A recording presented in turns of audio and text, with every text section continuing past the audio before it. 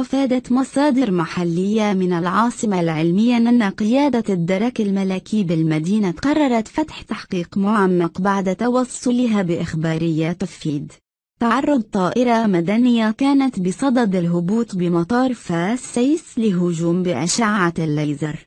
ووفقا لذات المصدر فإن شخصا مجهولا قام بتوجيه أشعة ليزر قوية نحو قمرة القيادة في طائرة كانت تستعد للهبوط بالمطار، وهو الأمر الذي أثر على الربان الذي لم يتمكن من القيام بعمله على الوجه الأكمل، مما كان من الممكن أن تكون له عواقب كارثية على الطائرة وركابها. هذا ولم يتم بعد تحديد هوية الفاعل رغم تمكن عناصر الدرك الملكي من تحديد مكان انبعاث الأشعة.